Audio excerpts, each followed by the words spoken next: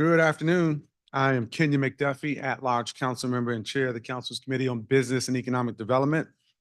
Today is Wednesday, January 10th, 2024, and we're convening this roundtable in person and via Zoom. The time is 12:33 p.m., and I'm calling this Oversight Roundtable to order. Today, the committee will hold the first in a series of roundtables on the future of downtown DC, starting with the pressing topic of the Capital One Arena, which anchors Gallery Place, Chinatown, and the surrounding Penn Quarter neighborhood. It's been 4 weeks since Monumental Sports CEO Ted Leonsis has announced that he intended to relocate the Washington Capitals and Washington Wizards to Potomac Yard in Alexandria, Virginia. Complex and parallel processes in both the district and Virginia are underway. And while the timeline of the announced relocation may yet seem uncertain and distant in 2028, many other stakeholders, including retail and hospitality businesses, cannot wait. Since the Monumental announcement, there has been confusion and misinformation about key aspects of the timing, commitments, and likely downstream impacts for Capital One Arena, downtown, as well as the entertainment and sports arena in Ward 8. I appreciate the many voices who have rightly brought up the detrimental consequences to the ESA based on this decision. We've invested significantly to build up a great community and needed amenities at the St. Elizabeth's campus. Those efforts and the future sustainability of that initiative will certainly have our committee's focus as we parse through the impacts of this proposed move. It is imperative that we as policymakers work from a clear, common understanding of where things stand. And to that end, I appreciate that the executive has started to answer some of the questions, and I will welcome 3 of our district leaders today who each have an important role as the district moves forward on Capital One Arena and downtown. This week's announcement on the Gallery Place Chinatown Task Force is welcome, and I've already engaged with some of the task force members on the work ahead. We know that a lot can still happen with the deal being negotiated in the Commonwealth, and the district must be ready to act quickly based on several possible outcomes. We must make the district's financing proposal actionable as part of the Economic Development Fund that helps us attract new businesses, including potential anchors for the arena space, enhances public safety and human services as well to address the endemic needs of this area, and supports the dedicated workers and small businesses impacted by Monumental's departure. Monumental's proposed move is not just about DC, and more broadly reflects a trend that we're seeing about how teams and owners are approaching the sports and entertainment landscape. Just this week, we read about proposed plans in both Dallas and Salt Lake City that will give franchise owners concessions in terms of dining, retail, and even residential opportunities as part of larger scale suburban developments, much like we've seen take shape in Cobb County, Georgia, and in Arlington, Texas. Macro trends on regional and national economies and staffing are also creating shifts from city centers to suburbs following pandemic disruptions and behaviors by people, businesses, and investments that are moving in those directions. This may well be a cyclical challenge. These next few years will tell us more, but we must be patient and intentional, taking advantage of the opportunities that come from this challenge to better coordinate how we enhance our business climate, tangibly and immediately improve our public safety infrastructure as well. We must arrive at a new model that is cohesive of our district's needs across the board, and a plan that doesn't look backwards, but embraces the smart city development that our future will demand. This will mean asking hard questions and making tough decisions about our investments in housing and in our public transportation landscape.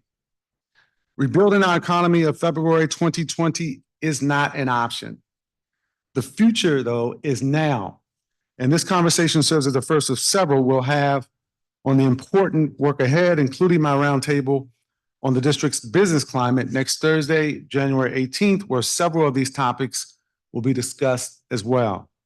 Today, our panel of witnesses consists of the district's Chief Financial Officer, Glenn Lee, the Acting Deputy Mayor for Planning and Economic Development, Nina Albert, and the Executive Director of the DC Policy Center, Dr. Yesham Sand. And so I'm going to invite them up right now and then ask our 2 government witnesses to raise their hands because I still have to swear you in.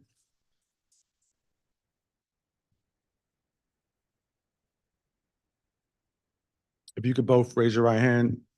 Do you each swear or affirm on the penalty of law that the testimony you're about to provide to the Council of the District of Columbia and the Committee on Business and Economic Development is the truth, the whole truth, and nothing but the truth? Thank you both very much. Thank you. Each may take a seat.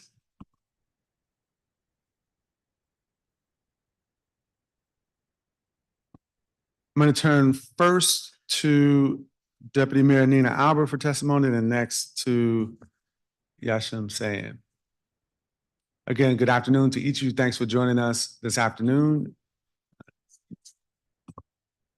Chairman McDuffie, just making sure you see I'm here. Yep, and I apologize. I have been joined by both Ward 3 Councilmember Matt Fruman and Ward 2 Councilmember Brooke Pinto. Councilmember Pinto is a member of this committee, so we're going to turn to her first for her opening statement, followed by Councilmember Matt Fruman. Great. Thank you so much, Chairman McDuffie, and thank you to all of the witnesses for being here today and your continued focus and leadership on downtown and the interventions that we need to see. I also want to wish a happy birthday to Acting Deputy Mayor Nina Albert. So a special thank you for joining us today. I know that the importance of downtown is top of mind for everyone in our city right now, for those who live in the neighborhood, for those who work in the neighborhood, and for the whole region. A strong downtown is important for everybody in the Washington region. And the possibility that the Capitals and the Wizards may leave Capital One is not a good scenario for the district. Keeping the Wizards and the Capitals continues to be a top priority, and we all must continue to work with each other, with Mayor Bowser, with all of our council colleagues, and those in the private sector to keep that possibility alive, and to be as strong of partners to monumental sports in the next couple of years as we can be. But if this move does happen, our residents and businesses should know that we are committed to the stabilization of Chinatown and Gallery Place. And during this transition period, we will not allow the area to succumb to some of the doomsday scenarios that many fear in the aftermath of this announcement. Ensuring that we have a thriving downtown, and Chinatown and Gallery Place specifically, requires that we center our goals on safety, equity, and success for folks across the district. The urgency of this work has undoubtedly heightened, but our work to support and invest in downtown is not just getting started. In this year's budget, the council and the mayor advanced and funded the 3 key pillars of my bill, the Recovery Act, that I introduced in 2021, with the recognition that we have to do more to invest in downtown to change the spaces and uses for today's needs following the pandemic. The Recovery Act sought to create a vibrant and resilient and safe downtown. And all of these proposals are now rolling forward and going to be implemented within the next month or two. We established and funded safe commercial corridors to promote safety downtown, established and funded recovery retail grants to fill vacant commercial spaces with multiple uses. And we created tax abatements for office to residential conversions to support increased housing density downtown. And I'm hoping Acting Deputy Mayor Albert can speak today about how she plans to strategically prioritize these conversion projects. We have an opportunity now to build a new vision for downtown, as we also focus on investments in the preservation of the history and culture of our AAPI community in Chinatown. As we leverage our remarkable theaters and art institutions, create more activations for family-friendly activities like we've seen at Franklin Park, and establish a more fertile environment for innovation and new business development and attraction, which is going to be an important part of our strategy. There's a lot of important work that we need now to stabilize and reimagine downtown, some of which is underway, as well as the Downtown Action Plan Steering Committee that has been working all year. I'm excited that the mayor announced the launch of the new Gallery Place Chinatown Task Force to create a hyper focus on the future of Chinatown and Gallery Place at this critical turning point. And I hope that Acting Deputy Mayor Albert can speak today about the goals and more clarity on the scope of the work of that task force. I also hope CFO Lee and Dr. Sain can speak to how we can secure the district's financial future, particularly in this transition period, as we move from an office-centric downtown to a more vibrant mix of uses. And if the Capitals and Wizards do leave, what alternative uses could replace the revenue they generate? Always remembering that current residents who live downtown need to be part of the conversations and part of the solutions. Lastly, I just want to make clear that as we think about the future of downtown, keeping residents and businesses there and attracting new residents and businesses, we have to stay focused on building a safe downtown and a safe city. DC is at a pivotal moment to safeguard our beloved capital city. And at these moments, we need everybody to really lean in across public and private sector to engage in the true partnerships and collective movement that we're talking about. Today, I announced that I'm moving my Secure DC package as one omnibus bill that's going to be coming for a vote out of the Judiciary Committee next Wednesday, January 17th, which is going to do a lot of things to move our city in the right direction to make things safer for residents around preventing violence, holding folks accountable who commit crime, and having better government coordination. And I know that's part of our need for downtown recovery. So thanks again for all being here and your continued partnership. And thanks, Chairman McDuffie. And thank you, Councilmember Pinto. We're going to turn next for an opening statement to Ward 3 Councilmember Matt Fruman. Thank you very much, Chairman McDuffie. As you noted, I'm not a member of this committee. I represent Ward 3, and Capital One Arena is not exactly in Ward 3. But the future of downtown is critical to the whole city. And I think it's important, and I welcome the opportunity to hear from our witnesses today about what kinds of things are happening, what kinds of things people have as ideas for what we can do in the event that Monumental does leave. There was the quote that a hope is not a plan, and I share that view that we need to be planning for a future. We can work to try to keep Monumental, but we should be thinking about what kind of very exciting futures might we have if you had a blank piece of paper on a 2-block area in the downtown area. There are lots of parts of the city that are thriving, and I think we should be very proud of that and remind ourselves of that. But downtown was a challenge, and downtown was a challenge before Monumental made its announcement, and it's a challenge today. It's a cliche to say that every challenge is also an opportunity, but it is. And here we are. We need to grapple with how we're going to respond to the challenges of downtown. And I hope we can see it as an opportunity and be really creative to come up with ideas that can make for a very strong, resilient, fun, dynamic place for folks to be, to live, to work, and to play. So thank you very much. Thank you, Councilmember Fruman. We're going to turn now to our witnesses for their opening statements. First up is Deputy Mayor Nina Albert. Thank you so much. Good afternoon, Chairperson McDuffie and members of the Committee on Business and Economic Development. My name is Nina Albert, and I'm the Acting Deputy Mayor for Planning and Economic Development. Thank you for inviting me to this conversation about the future of downtown and the Capital One Arena. As Acting Deputy Mayor, my mission is to create and strengthen vibrant neighborhoods across our city. We know that thriving neighborhoods have a good mix of uses such as housing, retail, office, or commercial space, neighborhood amenities, and green space.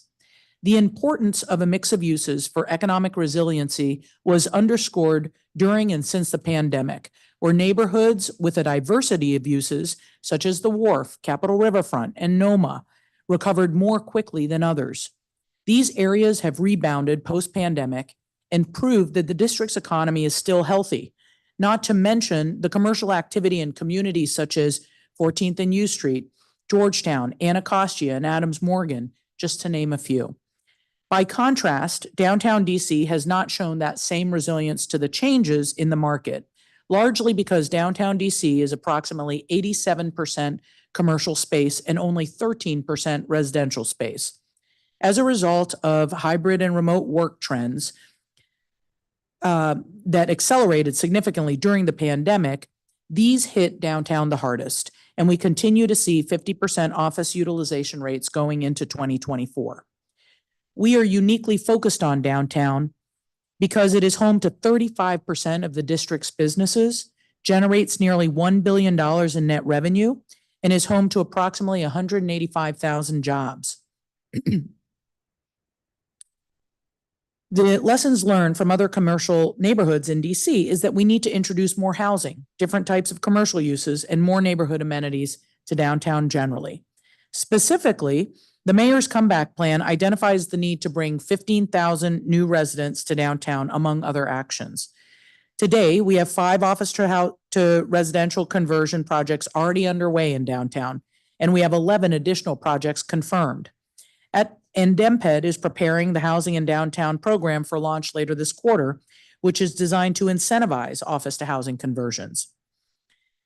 The transformation of space, though, should not just be limited to residential conversions. We have also seen how the reuse of the former museum building to now be the home of Johns Hopkins University on Pennsylvania Avenue has taken a vacant space and repurposed it for a different and more active use.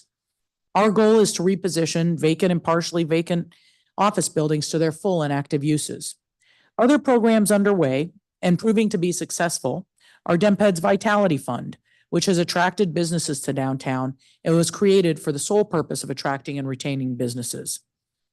DEMPED is also getting ready to open a new round of grants, including the Downtown Recovery Grant Program, which will provide funding to businesses opening or expanding into retail space that has been vacant for at least 6 months. Finally, the Downtown DC bid and Golden Triangle bid are planning to release their Downtown Action Plan within the next 2 months, which provides the business and neighborhood stakeholders recommendations for downtown DC. DEMPED is working closely with the Downtown DC and Golden Triangle bids to advance their recommendations as well as achieve the mayor's comeback plan goals. We, of course, cannot talk about downtown DC without also acknowledging the recent announcement by Monumental Sports and Entertainment and their proposed move to Potomac Yards in Alexandria. After many months of negotiations, offers and counteroffers, the district made its final and most generous proposal, which received unanimous council support. While we could not and would not match the offer made by the state of Virginia, we believe that staying in DC is the better deal. And I know we share the commitment to work together so that Monumental Sports and Entertainment knows that they will be welcome to stay in DC and transform the Capital One Arena into a world-class, state-of-the-art urban arena if they so choose. Having said that, it's also important to note that the District of Columbia's existing lease agreements with Monumental Sports and Entertainment for each the Capital One Arena as well as the entertainment and sports arena at St. Elizabeth's requires the Mystics, Wizards, Capitals, and Go-Go to exclusively host games at their current arena through the term of their leases, which are currently 2047 and 2037 respectively. With respect to the Capital One lease, there is an option that Monumental Sports and Entertainment could exercise to terminate the lease in 2027 under certain conditions. But to date, they have not yet noticed the District of Columbia of their intent to do so. As for the district government, we intend to enforce our rights under our contracts with Monumental Sports and Entertainment to ensure that the taxpayers' interests in the District of Columbia are protected. Now, if the Wizards and Capitals do ultimately move to Virginia, it will not be for a few more years. And more importantly, if they do move, this represents a major opportunity for the district to think about what other uses could potentially occupy the 2 city blocks that comprise the Capital One Arena and potentially Gallery Place. To help develop these alternative outcomes, Mayor Bowser has tasked Jody McLean of Edens and Deborah Ratner-Salzberg of Uplands Real Estate Partners to lead a task force on the future of the Gallery Place Chinatown, assuming that these 2 parcels could potentially be a clean slate. But there are other options that we could consider as well. Announced earlier on Monday, the work of the task force is to create alternative use options, develop concepts and plans for the neighborhood immediately surrounding the Capital One Arena, and develop activation and priority investment plans. We have just kicked off this effort and hope to quickly develop solutions to share broadly and get input on. I hope to apply what we learn in the Gallery Place Chinatown Task Force to other submarkets in downtown as well, such as Golden Triangle and what I'm now calling Penn West, my terms, not anybody else's, so that we can articulate what that mix of uses are and experiences that one can have in downtown, whether it's at Gallery Place, Golden Triangle, or Penn West. Thank you very much for inviting me today, and I welcome any questions that you and your colleagues may have. And thank you for your testimony. We're going to turn next to Dr. Sand for testimony. Good afternoon, Chairman McDuffie and members of the committee and Councilwoman. Thank you for having me. My name is Yeşim Sayın. I'm the Executive Director of DC Policy Center, an independent, nonpartisan think tank advancing policies for a growing, vibrant, and competitive District of Columbia. My testimony really has 4 parts, which I'm going to focus on one only in the interest of time.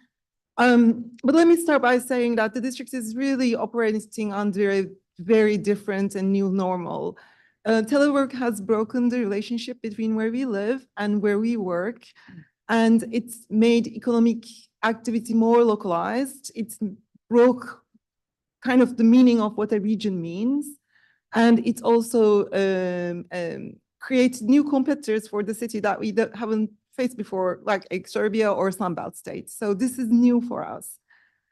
I think revitalizing downtown and the Capital One Arena is really, really important, but I want to remind us that these are not parts of the city that are like totally disconnected from the rest of the city. They are a part of the city, and policies that make this city more attractive to residents, to workers, to businesses, and to capital investments, no matter where those things might happen, is also going to increase the return on any investment the city might make in the downtown area or revitalization of the downtown area.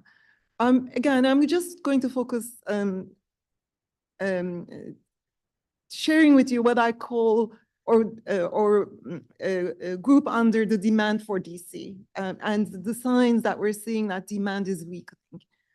The first thing that we can start with is employment. If you look at the Bureau of Labor Statistics data, in the last year, employment grew by 1% in the city.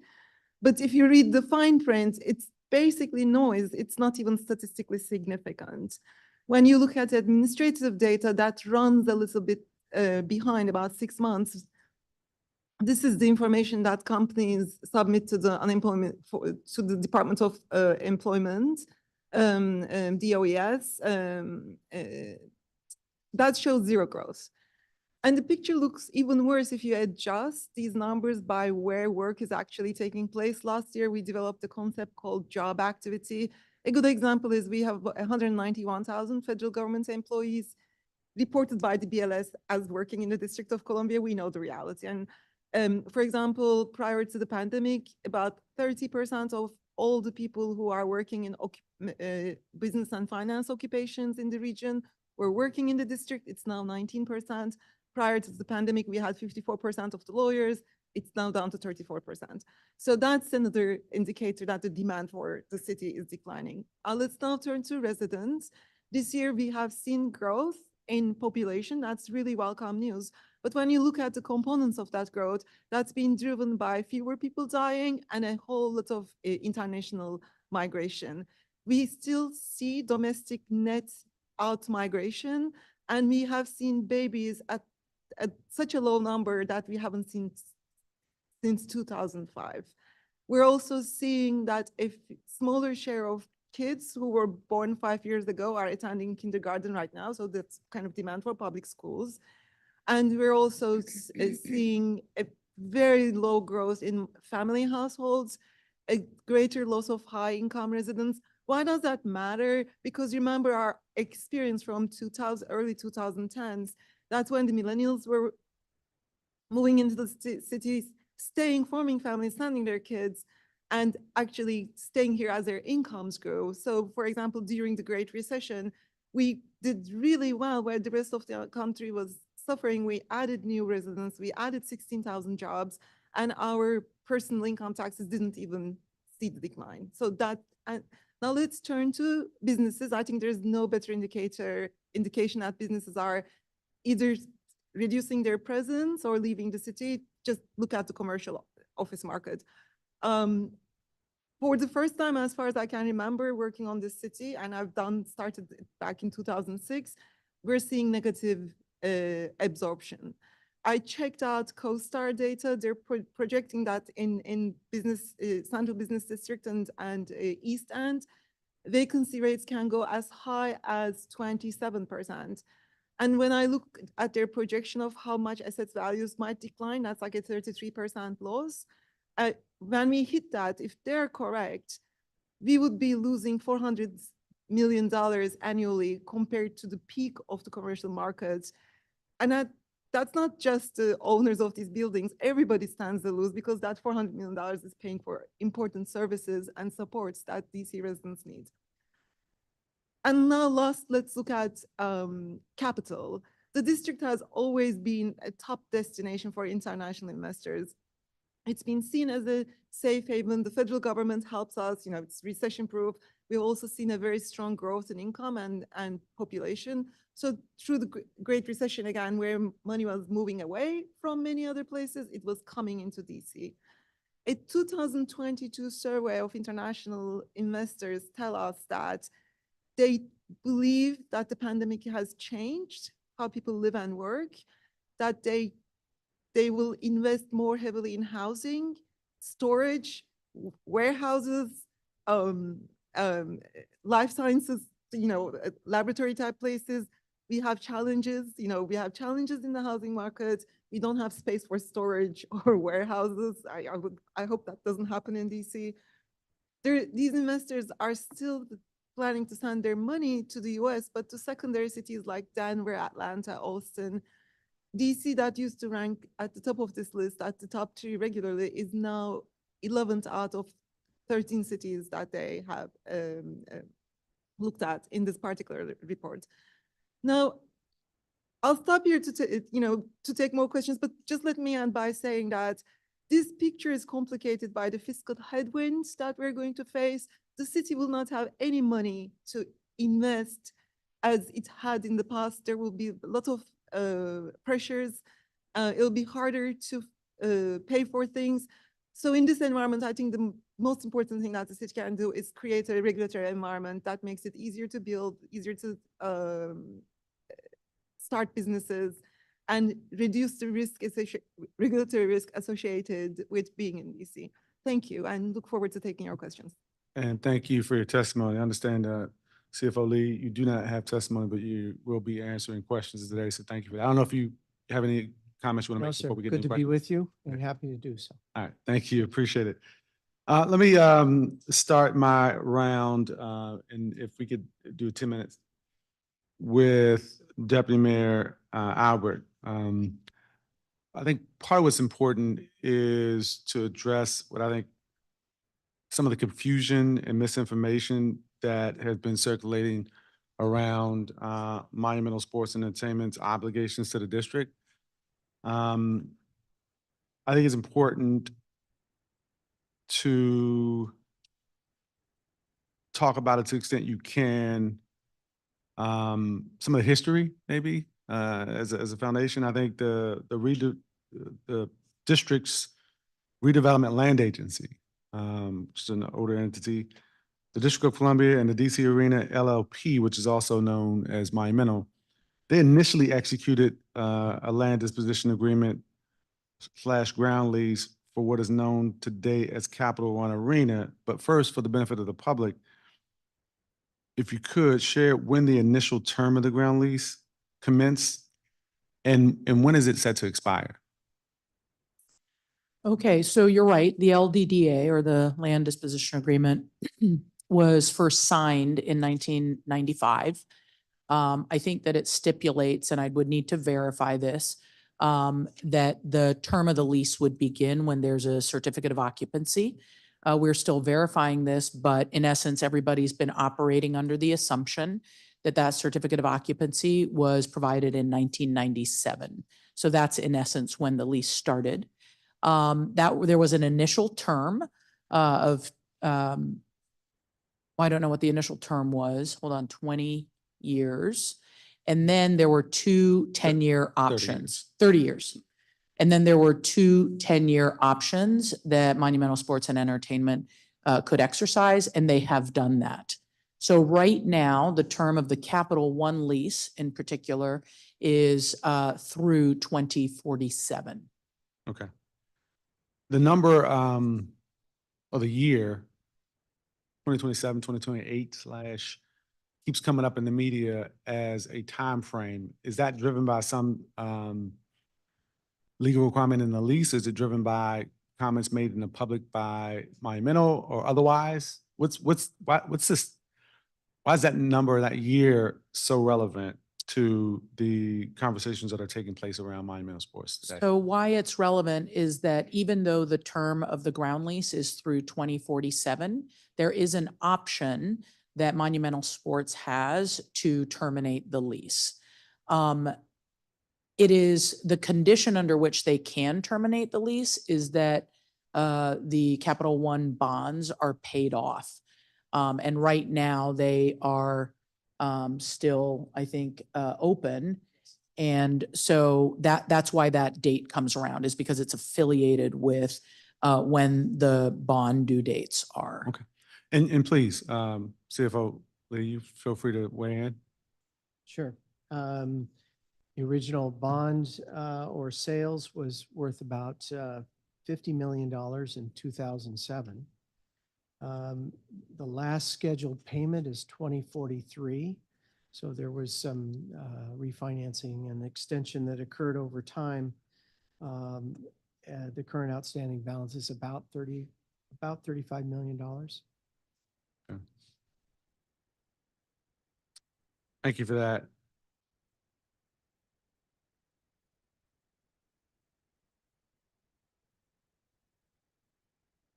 And just to be clear, the 2000, because there was an amendment to the original agreement in 2007, and it included terms for possible revocation of an extension. Has the district received any notice of revocation to your knowledge at this point? We have not yet received a notice of revocation. Okay.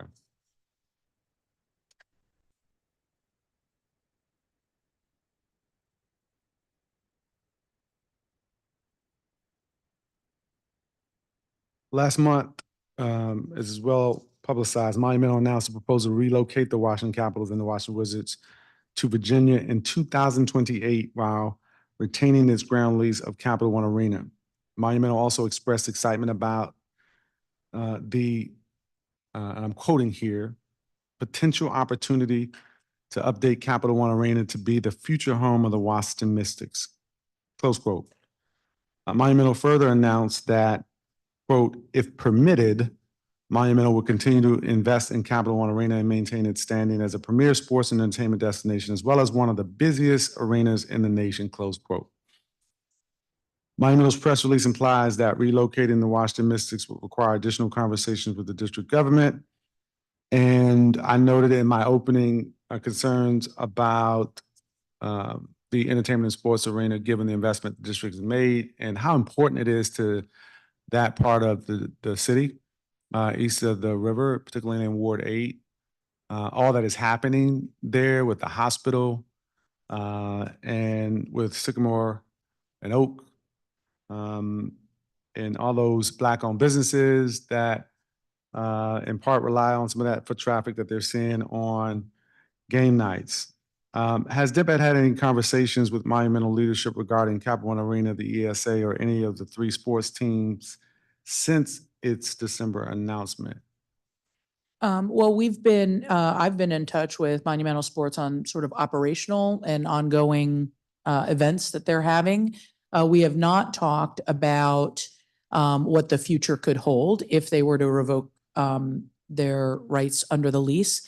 I think it's really important for people to understand a couple different things. Number one is at Capital One Arena, until they revoke their rights, they have an exclusivity requirement that the teams continue to play at Capital One Arena, the Wizards and the Capitals. The same is true of the entertainment and sports arena at St. Elizabeth's. The Mystics and Go-Go needs to continue to perform and play at the ESA. So right now and exclusively so. And so until until there's an agreement to change the lease, that's what the requirement is. And I appreciate that. That's helpful to know and understand. Does Monumental though hold an option to terminate the ESA lease early and move the Mystics to another location in DC, Virginia, or elsewhere? Not that I'm aware of, but I would want to get back to you and verify that that's the case. But in my review of it, it does not look like they have that option without a specific agreement from the district. Okay. Is there, can you speak to any of the philanthropic obligations that Monumental has to the Ward 8 community or to the district? I think that's an important aspect of that agreement. And I know there's been some activity around that over the years. Is there anything you could share about that specifically? I'm sorry, I actually don't have that information. Okay. Let me see if I can get it Okay. for you. All right.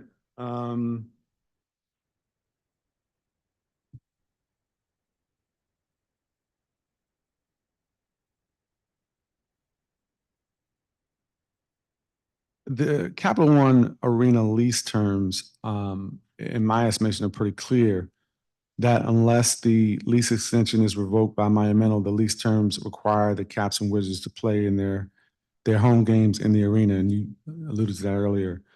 But Monumental has made some statements indicating its plans to keep the lease, move the two teams, and shift Mystics home games to the arena. You talked a bit about this already, but I want to just make sure I give you the opportunity to speak clearly about the executive's position on this. Well, those plans are not permitted under the current leases. And we have not discussed nor agreed to an alternate plan. We could discuss it, but we have not discussed that with Monumental Sports to date. Okay. And speak for myself, but I think there are a lot of people who share the sentiment that we'd like to see Monumental keep the teams at Capital One Arena. But given that Monumental has clearly expressed its intentions to leave, what is the timeline for Demphead to actually move on? I'm not sure if that has been made clear in all the conversations that have transpired publicly, perhaps privately. There's some clarity around that. Is there anything that you can share on that point? Has that point already passed? When will it be clear to you and to the executive that it's time to move on? Well, that's a great question. I think there are a couple things. Today happens to be the first day of Virginia's legislative session. It's a 60-day legislative session, and they're going to be considering the public financing package for the sports team. So there's, approximately potentially up to 60 days for that decision to be made.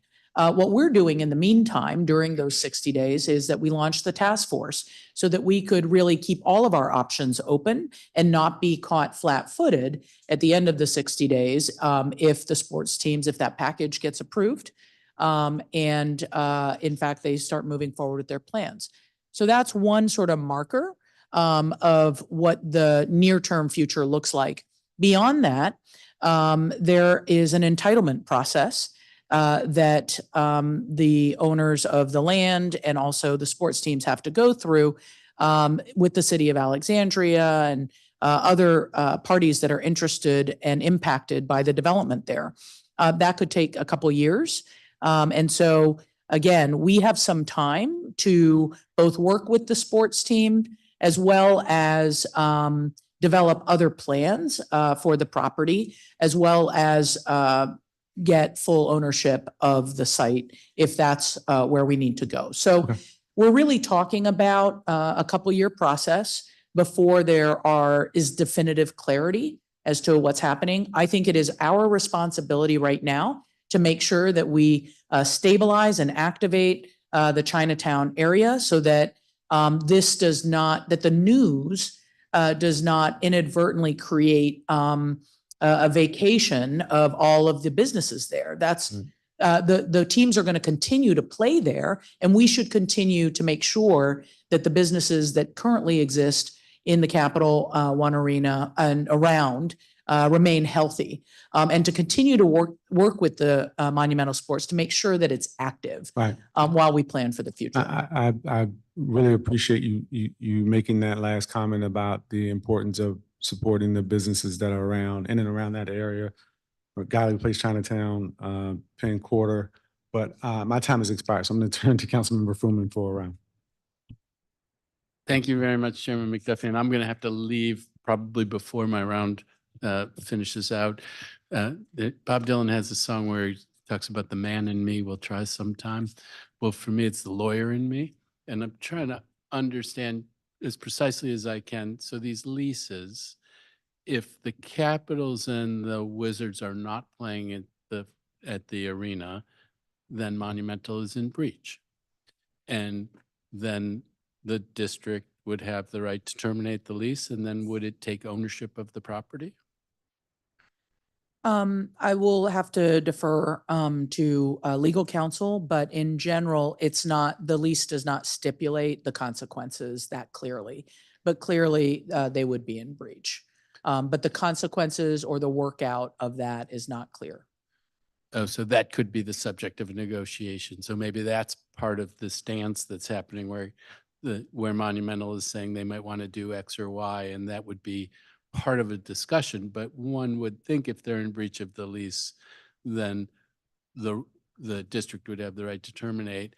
I'm sure this is another question for legal, but if there's $35 million that's still owed on the bond, and say at the time of a breach, if it were 2028 that they left and they were then in breach and there were still $30 million owed on the bond, whose obligation would that be? Would that be Monumental's obligation at that point, or would that be the district's? Our understanding of the relationship is it would be Monumental's responsibility to handle that. And I want to clarify technically that while there's 35 million outstanding, there's arrangements with the bonds that at early termination, which this would be, will result in a penalty that'll add another $7 or $8 million to the expense to liquidate that obligation. So it's So interesting. yeah, go ahead. I mean, it's interesting that this dynamic frames up a part of the negotiation that may go on between the district and Monumental about what happens with this lease, what happens to the property, who will be on the hook for anything remaining on the bonds at the time that they leave. And it could be that Monumental could face a liability on the order of $40 million that they would have to pay as part of their departure price. Okay, thank you very much for, I hope I'm understanding it. And I will probably be following up with you to try to get as much clarity about what those rights are at the end of the day. But I hear you that they may yet be ambiguous. So a different thing, and I'm very excited about all of the different planning that is going on. I do think we want to keep Monumental. There's a lot that we need to do. But if we don't, then there are also opportunities.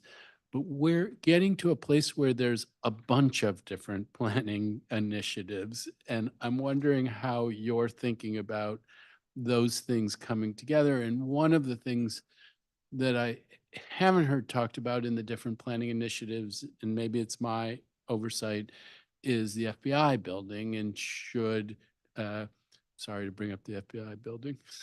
And should the FBI move sometime soon, which I think we all hope will happen, then that is another major parcel in the same general area. So how are you thinking of pulling the threads of all of these different planning processes into something that feels coherent? Well, this is a great question. I will share a couple different plans so people can get them in their minds. The first is the Downtown Action Plan, which the two bids, Downtown DC bid and the Golden Triangle bid, have been leading. And that action plan is really a framework for the different elements that make up a healthy downtown, particularly here in DC, and gives a variety of recommendations. There's also the Office of Planning's Public Realm Plan. And the public realm plan is really taking a specific look at how you draw those 20 million visitors that come to the District of Columbia up into our neighborhoods. So into Gallery Place, into Golden Triangle, into Penn West.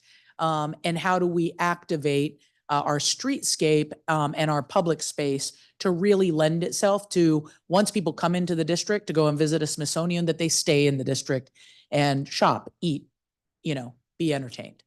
So that's the public realm plan. Both of those plans, Downtown Action Plan and Public Realm Plan, I'm estimating will come out in the next 2 months. They are, again, our framework documents. What we're doing right now with the Chinatown Gallery Place Task Force, which, by the way, the boundary area that we defined includes the future FBI, a future FBI redevelopment plan. That's also another 5 acres, by the way, approximately, right on Pennsylvania Avenue and core to bringing people up through and into Chinatown. And so that is more of what I will call a place-based, what we are doing is more of a place-based planning initiative, which is to say, what are the types of uses that are unique to Chinatown and Gallery Place? To me, the term Gallery Place was not a mistake. It's where arts, culture, theater, the convention center, we often don't talk about the role of the convention center in bringing 700,000 visitors to that area every single year. It's a great traffic driver, foot traffic driver. So really, how do we integrate these uses? How do we maximize and pull the visitors that we have, grow our visitor base into Gallery Place? And what are the types of uses and experiences that people want? So the Gallery Place Chinatown Task Force in particular is more of a place-based focus and a design focus, and focused on the types of uses that are unique to Gallery Place, that don't compete with other parts of our city. By the way, that's a really important point. We're in a funny competitive environment. We compete, yes, nationally. Most importantly, we compete regionally. And when Yeshem talks about these different markers, we have to look at ourselves as a district as to how we are competing. What is our business environment vis-a-vis state of Virginia, the state of Maryland? This is who our competitors are. And then our neighborhoods compete with each other and they cooperate with each other. But Gallery Place in Chinatown has a very unique position geographically to all these visitors. And its composition right now is also unique with the concentration of arts, theater, the convention center and others. And how do we build that out so that expansion and that vibrancy that is unique to Gallery Place Chinatown feeds and supports the other submarkets within our downtown. All right, well, really grateful for that answer. I do still think it's going to be a challenge for you to pull it all together. I'm very happy that you're in the role where it will be your job to try to pull it all together. I need to go. Thank you to all of our witnesses for your testimony, and look forward to being a part of this process going forward. Thank you. Thank you, Councilmember Fruman. CFO Lee, we heard over the course of the discussions around Monumental, and I think, but actually the mayor may have mentioned this at one of her press conferences, that more flexibility was created in the bond cap because of some consolidations and refinancings of other debt. And that this is what led to the ability of the executive to proffer a $500 million package for Monumental. Could you share with us some insights on what happened in November? I understand that the bond markets had a pretty chaotic 2023. Why did you choose to refinance in November? What was that not an option available earlier based on market conditions? Talk about whether the refinancing occurred in order to put together the package for Monumental, or was it pre-planned? Give us some insights around that, and how much room under the debt cap was created by the refinancing for each year in the current financial plan? Sure. So the simple answer is that our November sale led to capital costs that were fairly substantially less than we anticipated. And I'm going to tell you here in a few minutes exactly what created that situation. But as you mentioned, the bond market has been fairly volatile, and we had a good day. But I want to kind of back up to the whole process, if you Sure. will. Sure. So my office conducts debt sales at least once, usually twice a year. And a bond sale takes 2 to 3 months to execute, to plan and execute. And so what drives when we plan our sales is primarily our cash needs. And as you know, we sell debt in order to pay the bills for capital construction, whether that's replacing roofs on facilities or modifying them or building new ones.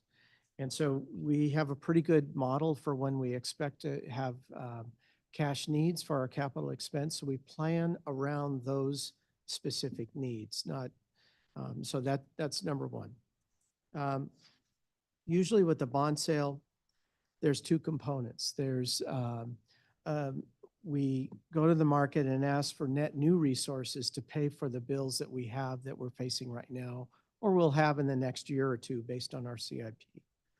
We also look at our current outstanding balance of all of the debt sales we've had over the years and try to determine whether, given our current estimate of the market, will we benefit from refinancing what we already have? And sometimes we don't refinance at all. Certainly in the latter part of the teens, refinancing was common because interest rates just kept chugging lower and lower and lower. So it made sense to look back 4 or 5 years and refinance what you could, because usually you'd sold at a much higher rate. So that's more opportunistic. And we had identified some bonds that were going to likely benefit from the rates that we anticipated in November. And so we conducted all the analysis and executed the paperwork in order to be ready to refinance those if on the day of sale it made sense. So in early 2023, we decided we needed 2 sales, one in the spring and one in the fall. Along with other factors, it looked like mid-November was the best time for us to execute the sale. So that decision was made back early in the summer. And that's when we began working on this sale in earnest, was mid to late summer. So we had planned to have the sale on Wednesday, the 15th of November. This is an interesting story. On the 14th of November, the US government released information about inflation. And if you recall, it was substantially below expectations. That led to a move in the bond market almost immediately in our favor as a seller of bonds, meaning we could sell relatively more, we could sell for less interest rate or interest expenses. And so we decided to go ahead and sell on that Tuesday and ended up having actual interest costs substantially below our estimate.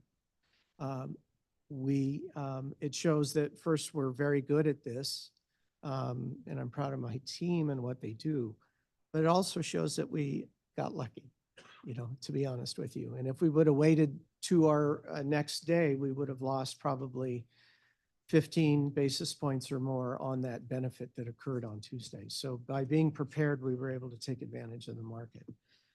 As a result, we were able to refinance relatively more than we anticipated.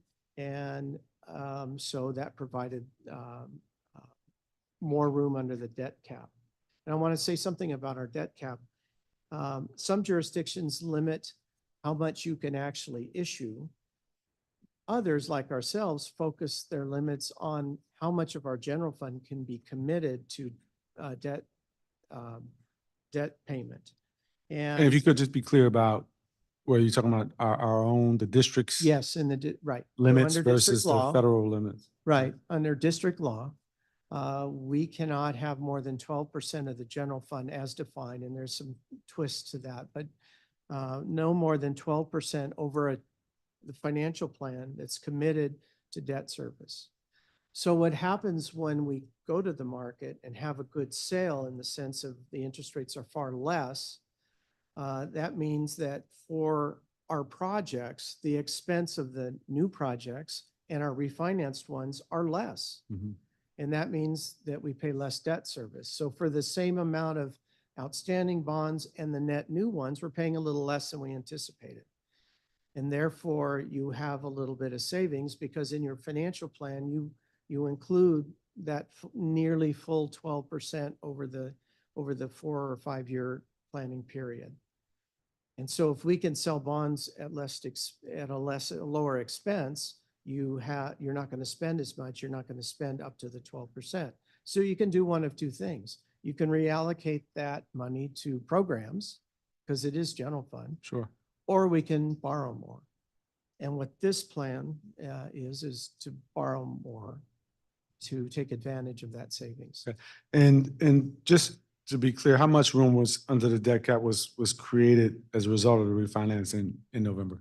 Yeah, we're finalizing those numbers, but certainly there was at least 500 million available. When do you And expect to have the we're- numbers finalized?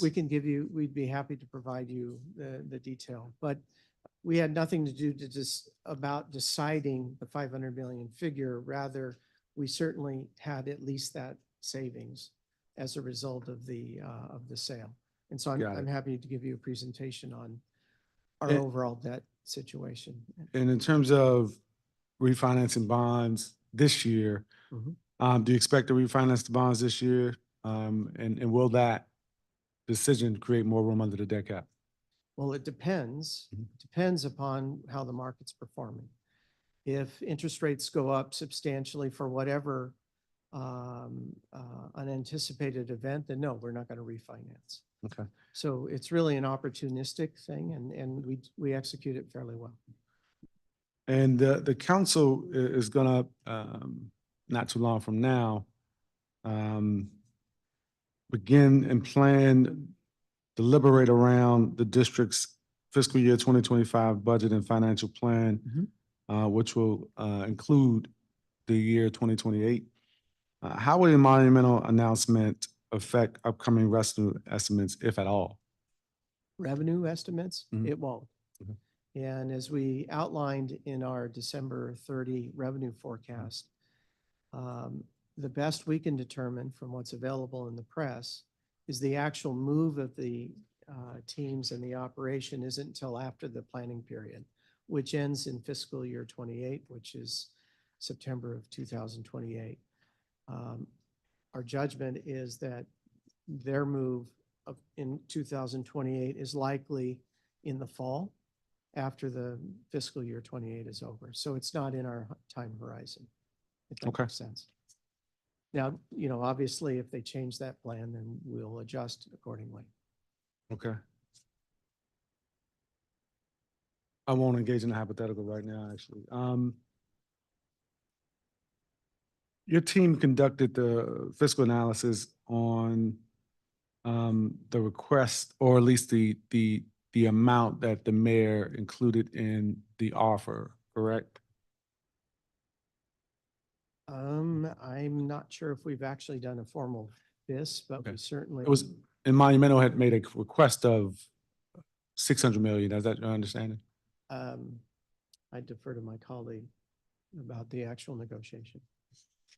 I believe that one of the requests was for that amount of money, or at least that was what was reported publicly.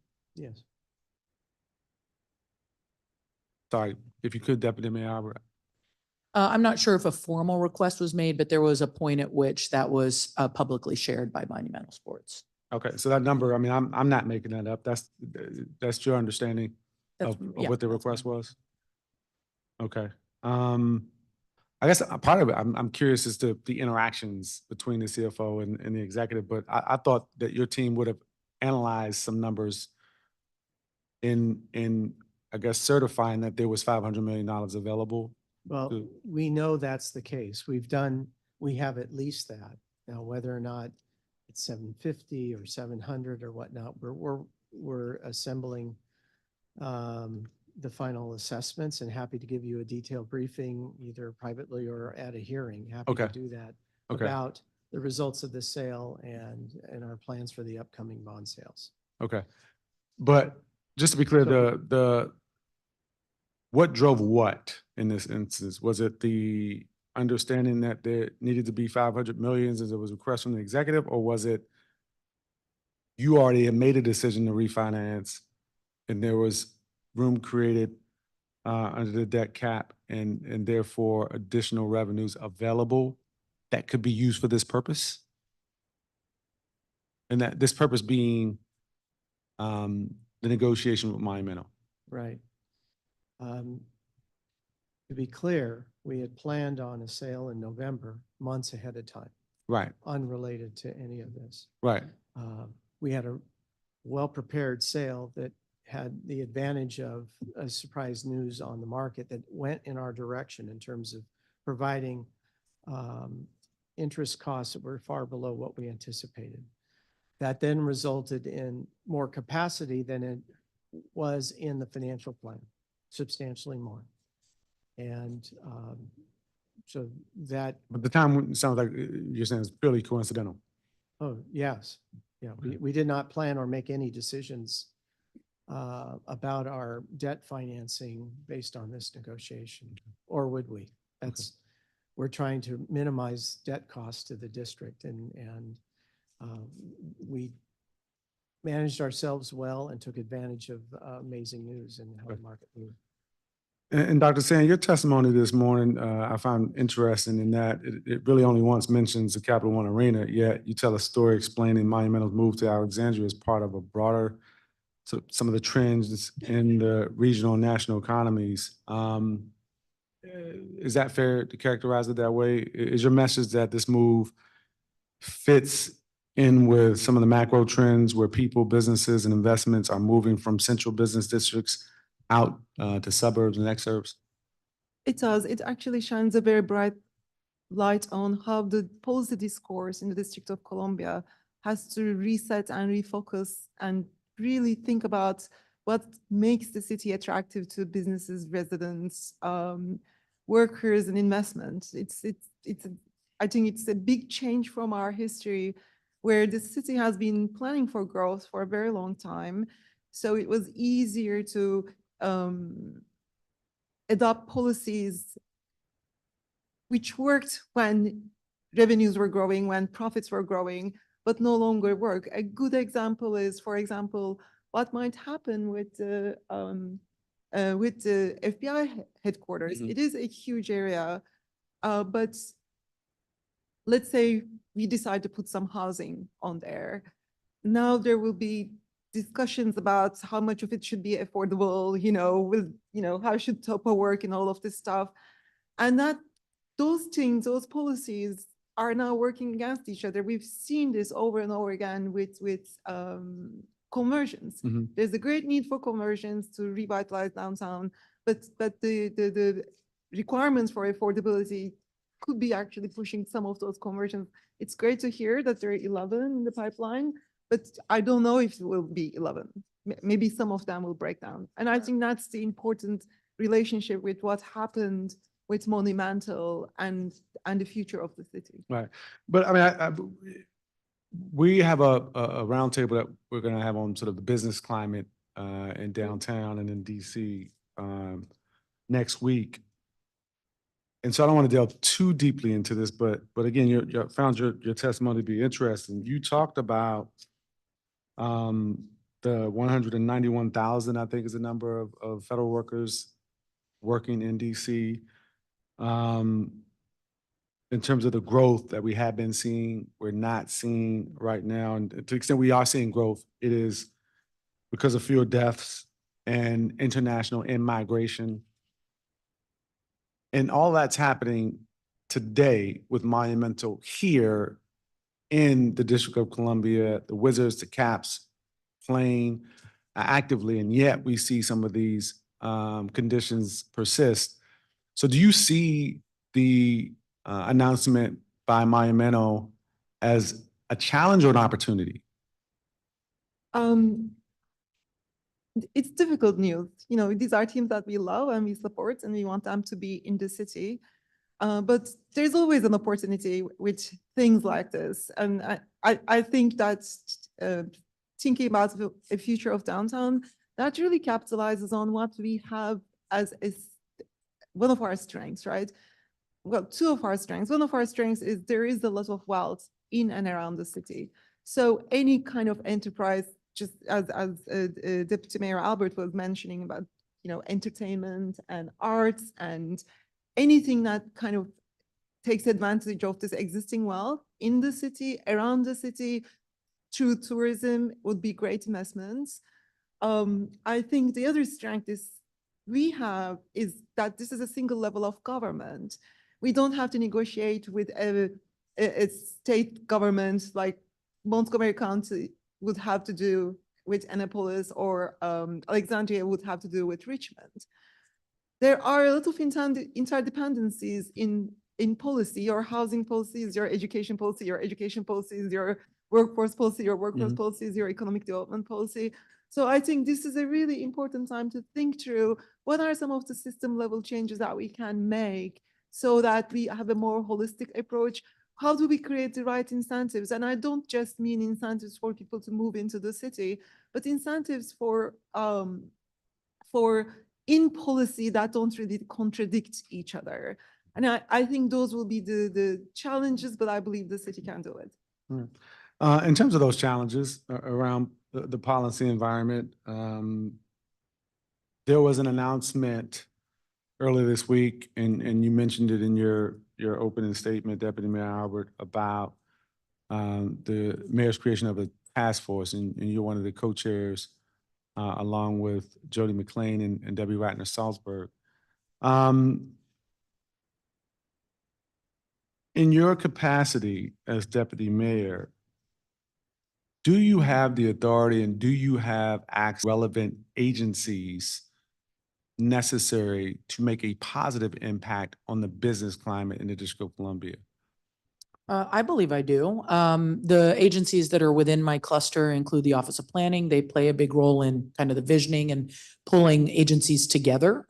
So they're within our wheelhouse. DSLBD, obviously, and how the community and housing development.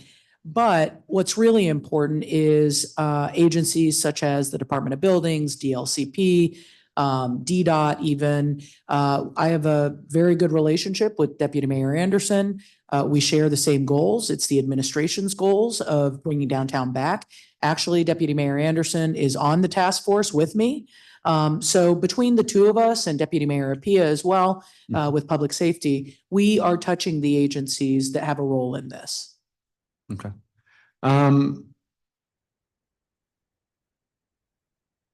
So I think I want to bring it back just briefly to Dr. Sayin, because you had also noted that it's imperative to address the district's regulatory environment. And as I mentioned earlier, we're going to be holding another roundtable, not too distant future, focused on the DC's business environment and opportunities to make some reforms that positively impact that environment.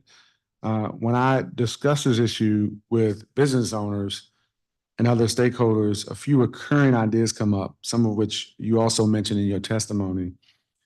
To your knowledge, has any agency or think tank done a comprehensive review of what should be revisited? No, it's a difficult task, and it requires collaboration with DC government entities and a partnership between the public and the private. And this is one of the things that we have been thinking about deeply at the DC Policy Center. Can there be, for example, a regulatory reform task force that systematically approaches this issue? Similarly, on the spending side, we have grown our spending quite a bit in the last 5 years. It's been driven by our ability to access a significant amount of federal fiscal aid. So since 2020, our budget grew by 34%, but our own revenues grew only by 17%. This has allowed the district to provide the important services that the residents needed through really, really difficult times. But the amount of federal fiscal aid, $4.7 billion, was about 10% of our local revenue on average each year. In addition, our residents and businesses got supports from the federal government. So I believe about $16 billion flew to the city. It's a really big number. So now we're looking at the future, starting 2024. In the budget and financial plan, there is not a single year where the recurring revenue is actually paying for recurring expenditures in our local budget. We're using a lot of, this is the end of the federal fiscal aid. We're using a lot of one-time money. We've been very lucky to have strong end-of-year surpluses, but we cannot continue doing that. There will have to come a day where this ends. Yeah. And again, I think it's really important for the city to think about its expenditures and find a way to spend our dollars on programs that are most effective. In 2019, we did work with the council to start an expenditure commission. That legislation was passed, but the commission never really started to do this important work. I believe we have 1 or 2 more years before the fiscal cliff becomes really steep for DC government. The schools will experience it now. They are experiencing it now. We're seeing this. But for the entire government, we have a few more years. So there's time to do this work. Yeah, I mean, you mentioned those numbers pretty staggering in terms of the federal aid, both direct to the District of Columbia government, but also to District of Columbia residents and businesses. And it's concerning. And you talk about the district's need for more discourse around policies, which is important. But you also talk about discourse to reset and refocus on the fundamentals of success in the wake of the monumental decision. I'd love for you to talk a little bit more about what those fundamentals of success are, what they look like, because when you mention the federal aid having disappeared and you talk about the revenues that we're generating juxtaposed against the spending in the District of Columbia, it's deeply concerning to me, and it should be deeply concerning to anybody in a position of leadership, particularly elected officials in the District of Columbia. And so what are those fundamentals of success as you and your team at the DC Policy Center see them? And I'm also going to toss this question to Nina Albert. Thank you. We think about this deeply. Again, I think our first metric is whether the city is attractive to residents, workers, businesses, capital investment. Any policy that increases the city's attractiveness those are the fundamentals of success. Are we growing? The reason it's important is there is no way the city can meet the needs of our residents as well as those that really need the support without economic growth. We have to get the revenue and we have to raise the money to be able to spend. And that, to me, a growing city is the ultimate definition of fundamentals of success. I think it's complicated at the systems level. There are lots of things that we need to do. Obviously, for example, addressing public safety is extremely important right now. I've just heard this, we talk about there are immediate direct costs to public safety. There's life costs, there's all that stuff that's really difficult, but it works through the system in multiple ways. For example, if there is a lot of crime around affordable housing, buildings with affordable housing, insurance premiums increase. I just heard from one entity, one company that largely has affordable housing across the city, that their insurance premium in one building went up by 92%. So that hurts the residents in the building. It works in different ways. I do think very deeply about the incentives. I'm an economist. Incentives matter. I'll give you a wildly different example of where we're not really thinking about incentives correctly. The district sends about $2.6 billion to public schools every year and education agencies, right? But in the last few years, we've taken action reducing the incentive for kids to go to school. And if they're not going to school, it undermines all of the investments we're making in schools. Before the pandemic, a kid would have been counted absent if they missed 20% of the school day. Now they can miss up to 40% of the school day and not be counted absent. If you think of a high school kid, 6.5 hours during the day, that's a school period, this student can miss an entire first block or an entire last block and not be penalized for it. We see high schools around the city where half the kids are chronically absent and half the kids graduate. So that's one example of creating the right incentives. We're not creating the right incentives for the kids to go to school. I understand the pandemic was a difficult time, but I've never seen people move out of opportunity if they are asked to do less. And that's some of the things that we do in the city, and I think we should think deeply about that. Okay. Deputy Mayor Albert? I'm sorry, can you repeat a little bit of the It question? really was a question about what the fundamentals are to the district's local economy. What are the things that sort of undergird our local economy that we can look at as sort of facts and things that you know we should want to leverage as we think about what the future of downtown looks like? I'll say a couple different things. I think, Yesham referenced indicators, right? Mhm. Indicators of economic success. That typically, traditionally, from an economist standpoint, is around GDP, it's around job growth, around income growth. I mean, there's kind of a variety of known indicators. We should be looking at that and comparing ourselves to other major cities that are like us, and we should also be comparing that to our immediate region. Because like I said, we compete on two different levels. I think that in terms of what I'm looking at our cost comparison as well. What is the cost of the average business to do business in the District of Columbia? And how does that compare nationally to our like competitor cities? And how does that compare to our neighbors? Because we are constantly competing with our neighbors. And so labor costs, operating costs, that includes security. Other kinds of, the cost of permitting, the time to permitting, the cost to investors if they're going to invest here, and the hurdles to their investing here compared to our neighbors. Those are the types of things that we should be looking at objectively. And in my prior testimony, I talked about a set of values that we have as a city. We can't ignore that. That makes us unique because we will choose to impose costs if it maintains our values.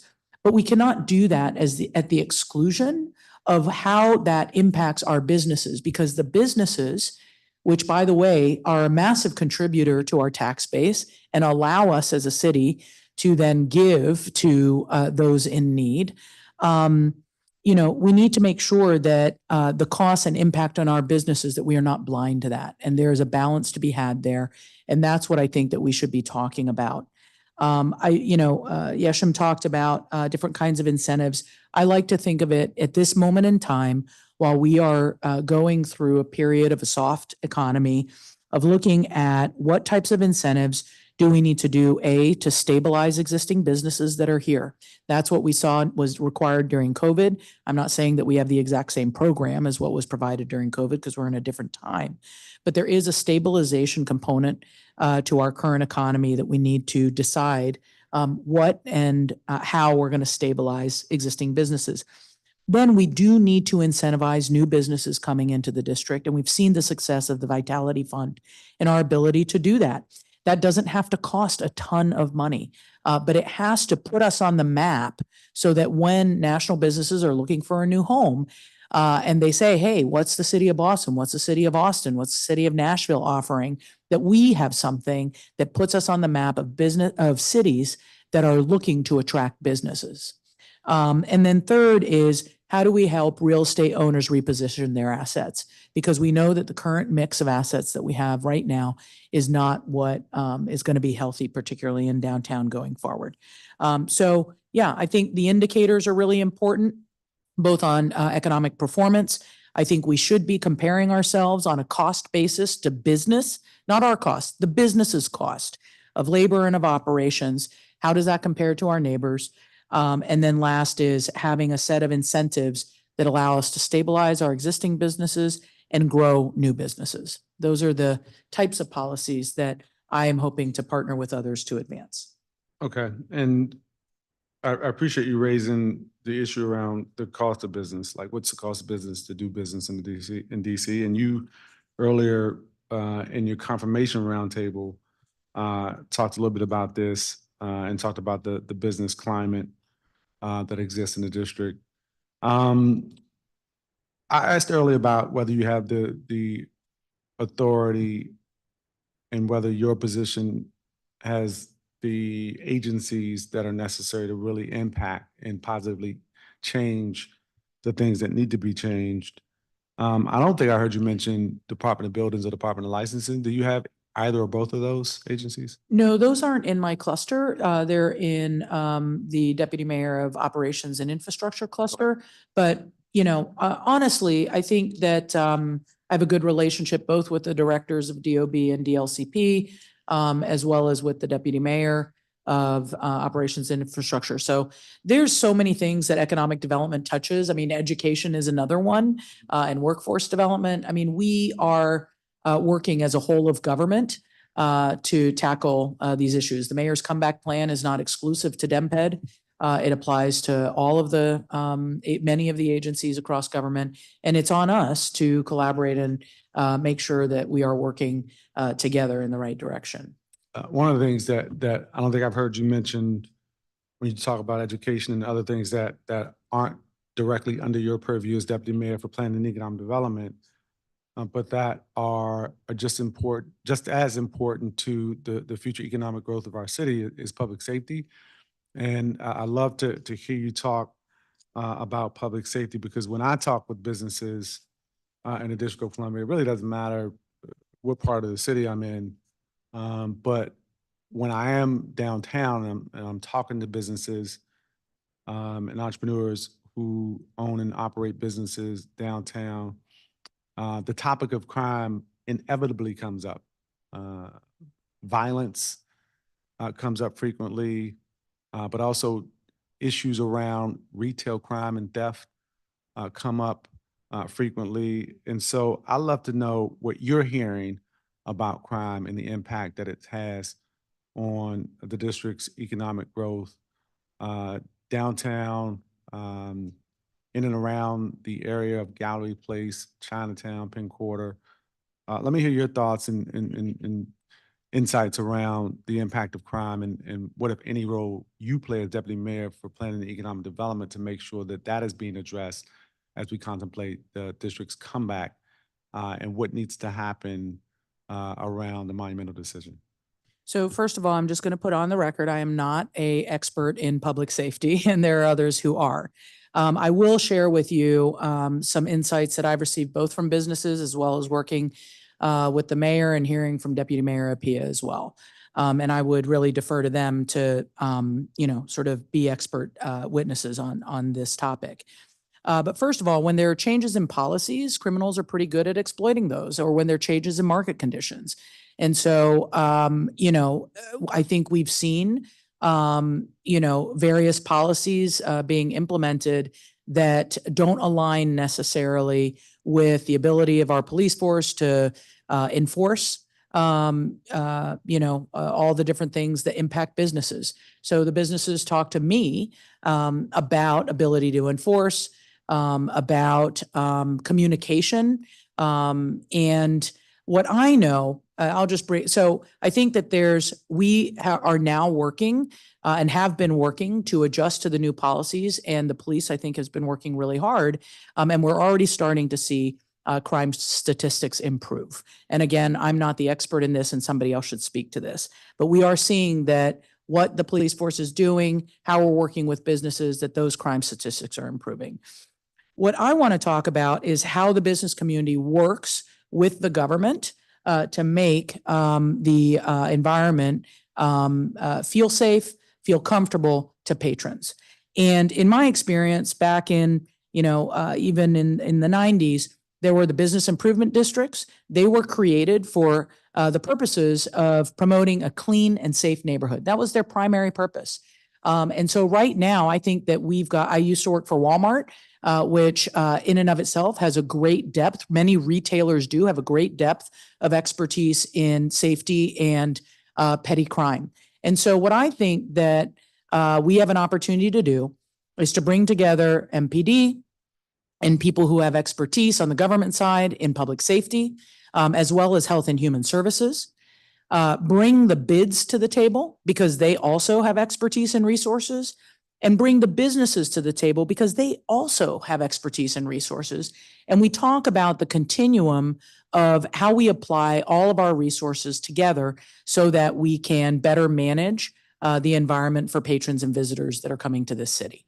That is how we will start to tackle this and start to continue and improve the environment so that crime and safety isn't the preeminent topic of conversation, but that we can start also talking about the future and attracting businesses to the district.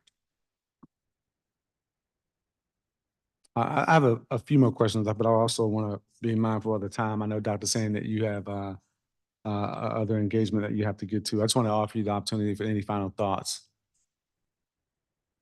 Thank you again for having me. I really appreciate Nina's point about the comparing of costs. I think there's a lot that drives the cost of doing business in a high demand urban location, such as the value of property, which increases rents, or that we have a very talented workforce that demands a higher salary. The presence of the federal government increases salaries for everybody else because it creates a competition. And those are good reasons to have high costs, but there are other reasons where costs are higher because the regulatory uncertainties or the impositions that create both a sense of things that we don't know and we cannot really control, but also a sense that, you just never know what the city will throw at you the next day. Mm-hmm. And there are direct costs that are created by regulations. Some of them have returns. We have regulations because we're trying to improve safety or reduce risk. There's a public interest argument, but there are times where that public interest argument gets really, really weak. I think the work on regulation is going to be important just to sort out between where and when regulations really matter and when they're expressions of, some other thing, but really increasing costs without any benefits. Right. Thank you so much. Thank you so much. Appreciate it. Yeah, no, I appreciate the Deputy Mayor's comments around that as well. As I noted in your earlier testimony, you specifically called out the cost of doing business as one of the conditions that impacts the district economic outlook. And it's also something that you mentioned is wholly in the district's control. And so I think that's important to note. I want to ask about a couple of things, though, before I let both of you go. I want to, Deputy Mayor, ask you about, again, just an opportunity to update the status of the Downtown Action Plan and what the public can expect resulting from that effort. And then as a follow-up, I'll let you answer that, and then I have a follow-up. Okay, so the status is that I've taken a look at the final draft of the Downtown Action Plan. The Downtown DC bid and the Golden Triangle bid shared that with me, gave me an opportunity to review it and see kind of what it looks like. So we've given our comments back. I think it will take, they want to package it so that it's ready for public consumption, which means, things like design and, making sure it looks good and is readable and all those things. So those logistics and administrative needs will probably take, as far as I understand it, they've told me at the end of February or mid-March that they would want to publish it. The timing's really good because that'll be the same time or around the same time that the Office of Planning's Public Realm Plan, which covers the same area in downtown, would also be released. So you'll get sort of two components of what the future of downtown, could look like, and the things that need to happen, which, by the way, there are a number of different recommendations that the stakeholders who engage in the Downtown Action Plan mention around regulatory environment, around the cost of doing businesses. There is an echo of very common themes of things that we could, like you said, it's within our control as a district to improve. But you will hear this and you will see some of those components listed out in the Downtown Action Plan, as well as improvements to the transportation system and how to make it function better for both people who are coming in and out of the city, as well as trying to move around the city. So yeah, next couple months. I also, before you ask your next question, I would like an opportunity to correct the record to one of the questions that you had asked me before. Sure. Okay. You had asked me before, why is there a 2027 date or is it 2028 for Monumental Sports? I had responded that it was 2027 and that it related to the bonds. I just want to correct that. There is a provision in the lease, and again, this would need to be verified by council, but there's a provision in the lease that Monumental Sports has until 2027 or within 2027 to terminate or revert the term of the ground lease and terminate. But it is conditioned upon their paying off the bonds. I think that the 2028 date, I don't know where that's coming from, but I think it relates to when the team has a desire to open their new facility in Potomac Yards. Okay, appreciate you correcting the record on that. The mayor last year announced the creation or the establishment of a sports division within DMPED. What's the status of that division? I understand that they may be working on a sports study. What's going on with the sports study? Its status? When will it be published? And who's leading the effort within the office on this work? Sure. So, I mean, we are doing work on sports very actively for the Nationals. As they have a variety of needs to address their existing facility, obviously with Monumental Sports. And then we can't, pretend that we're not all really interested in the future of the Commanders coming back to the district. So that's the scope of what the sports team is working on. The person who's heading that up is our Director of Real Estate, Sarosh Opadwala.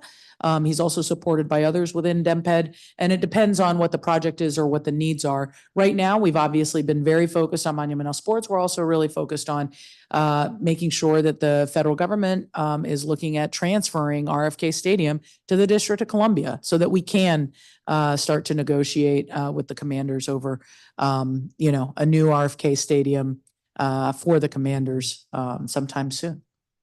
Well, what about the study that I think the office commissioned? The study is underway. It's not yet completed. And so as soon as we get farther along and are able to start sharing some preliminary results, we will do that. You have a sense of when that will be? I don't have that. I will get back to you with that. Okay. Let me turn to CFO Lee. Your team have been working with a sports consultancy over the last year to analyze, or at least at some point last year, I should say, it's more accurate, to analyze potential sports arena and stadium deals. I believe my team was briefed on some of the scope of what the consultant would be working on. When do you expect to finalize any work? And do you anticipate sharing any reports related to that effort? It's unlikely that there'll be a final report. The primary purpose of us bringing a consulting team on was to help the district with technical negotiations with potential partners or the current owners. My experience is that that is a very complicated, specific kind of economic development, bond financing expertise that we felt it was helpful to have an extra set of hands that could provide us support that then, of course, would provide you, the council, and the mayor support. Okay. So that's they do understand other parts of the business, but that's the focus. So is it more of an advisory role without anticipating that there will be anything published as a result of it? That is correct. Okay, okay.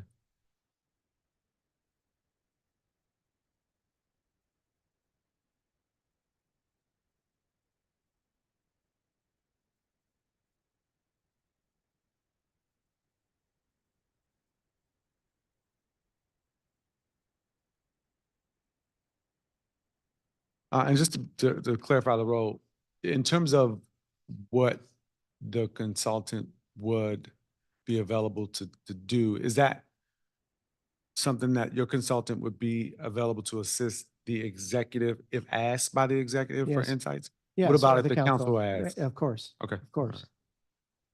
And it would be an extension of the bond and economic development team, so we would work through them. Okay, all right.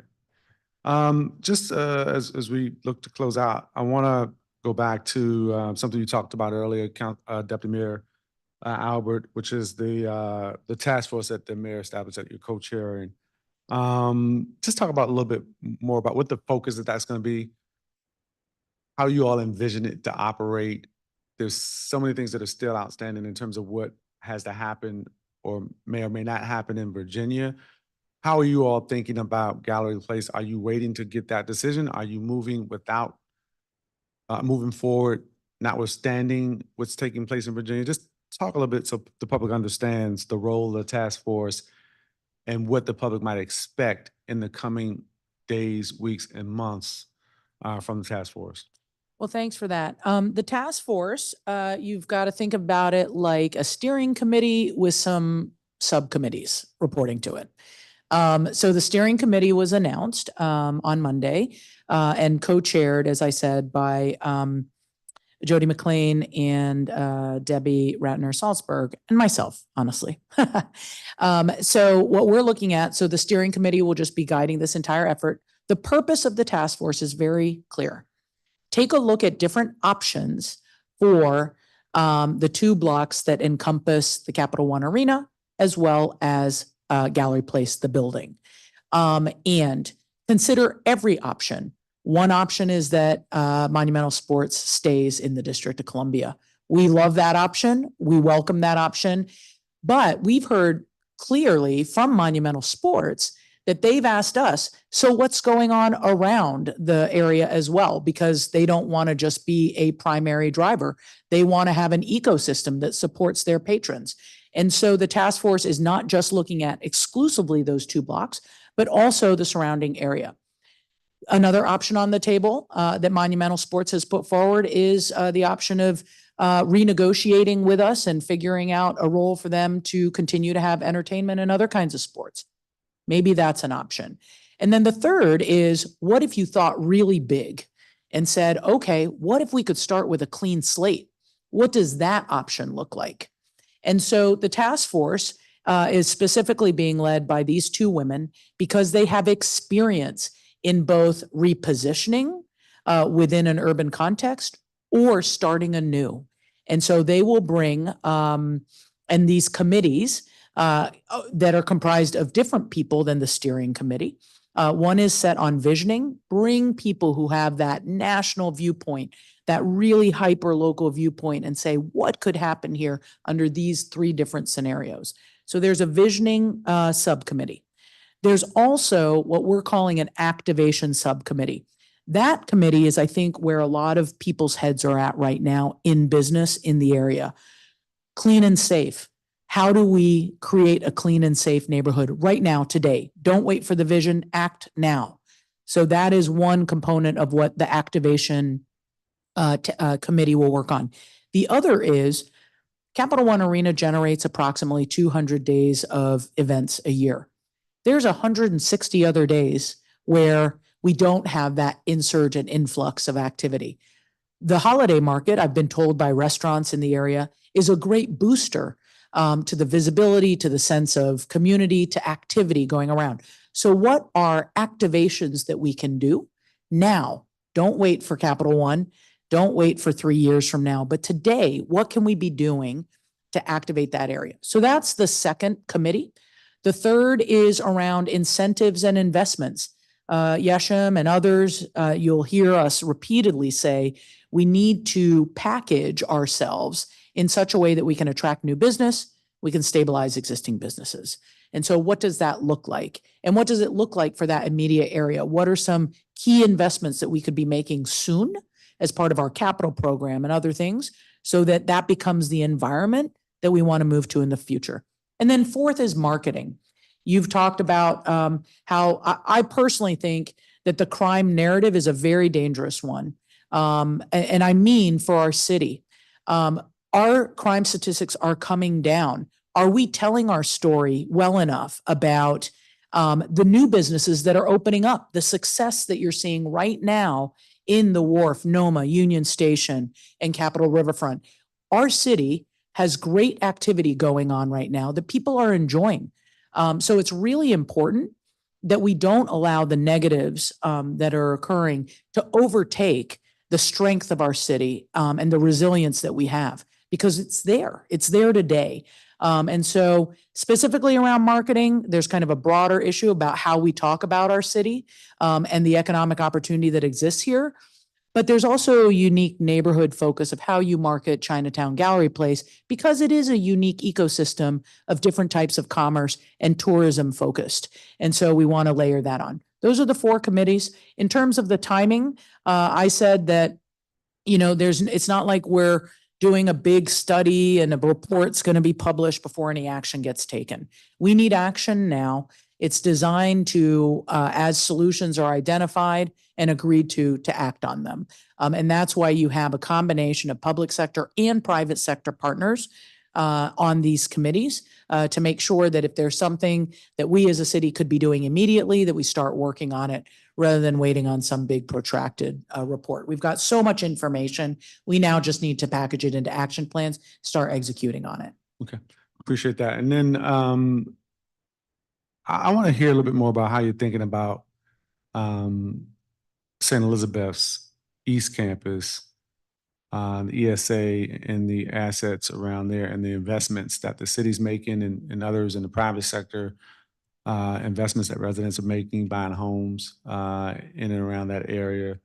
How are you thinking about that? Because the potential impact, I think, is discussed about monumental, and it's been largely the only thing that's been discussed in the media. But as I noted in my opening statement, and as many of my friends and a lot of constituents who have benefited from what's going on, development, all the economic activity in and around the campus, they're concerned, rightly so. I'm concerned.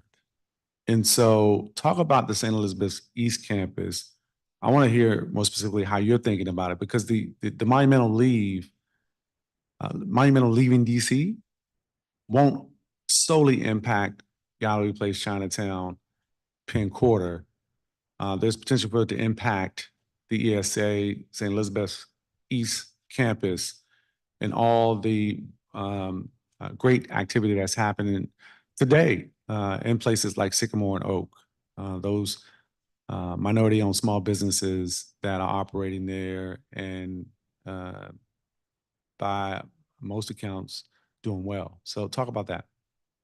So first of all, as it pertains to monumental sports, we would not agree with monumental sports on moving, for example, the Mystics or Go-Go until we understood what what an alternate opportunity is there. So, to me, it has been a contributor to the redevelopment of that area.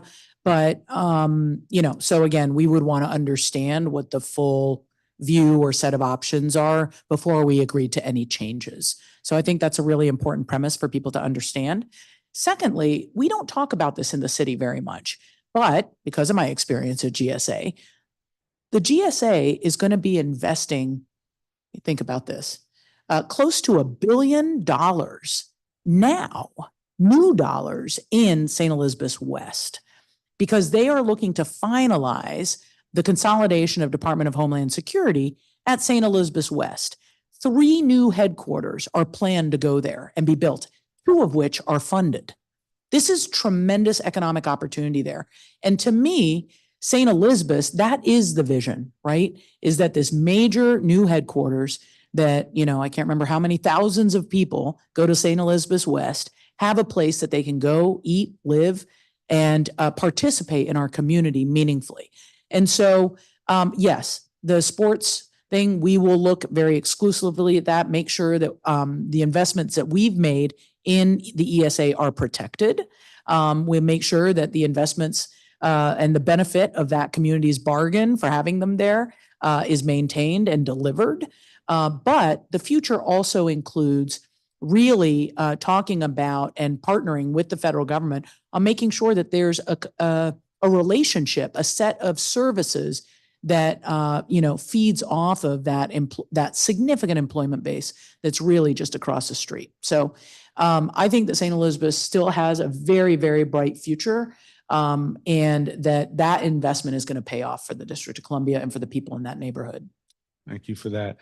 CFO Lee, just as we look to close out, all the talk about around Monumental leaving the District of Columbia and the impact on that Gallery Place area, it makes me think about WMATA because it's, Gallery Place has the arena sits on top of a metro. And there's been a lot of talk about the district's potential a commitment around $250 million, given the existing challenges that WMATA is facing in its own budget. Is there any nexus, or should the district be thinking about, as we approach the budget in the weeks ahead, those commitments around WMATA as we think about, all the things that are on the table with Gallery Place, Monumental, the offer that's been made? Just how are you thinking about all those numbers? Because I know you think about them often. We do. Fundamentally, their costs are growing faster than their current revenues. And that's largely the result of a dramatic decrease in ridership. And the story is very simple. And as they look out in the future, they see a path of expense growth that exceeds pretty much any conceivable revenue stream. And that's why the gap keeps growing. And we've talked about that separately, their fiscal gap. I think a core thing to think about, and this is your point, is to, as one of the partners for WMATA, should we ask WMATA, insist upon them evaluating their footprint and their operations relative to a new paradigm of people moving through the district and through the region?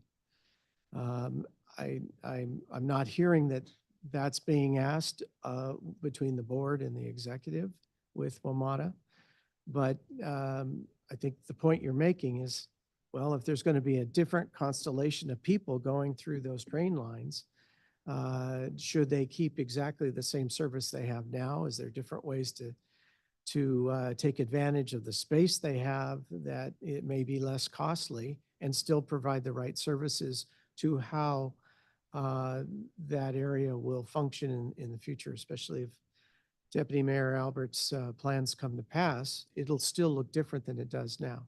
And so I think there's an opportunity regionally as well as within the district to think about, does that footprint and current use of the footprint that WMATA has make sense relative to these large scale changes that we're all facing? Yeah. Any thoughts, Deputy Mayor, on that topic?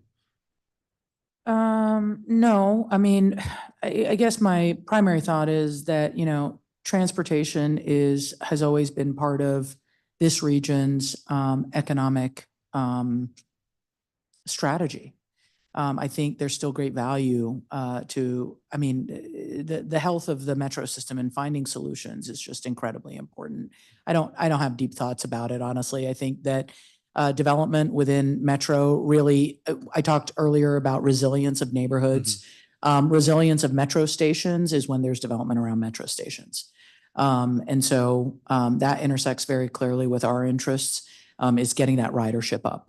And I'm sure it'll feed into the work of the task force, though, because of the critical nature of WMATA and Metro to the vitality of our local economy, regional economies. We should absolutely be double downing on those metro stations that have capacity for inflow and outflow and really be building economic activity centers around those. RFK is one of those. It's built and designed for a huge influx of activity. Gallery Place is another. Potomac Yards is not. So I would say that here we are as a region talking about managing Metro's costs. We should be managing capital costs as well and really investing. This is what happens in times of contraction economically. You take a look at where you have assets and you build on those that are built. You don't start over investing, in hopes of something good to come.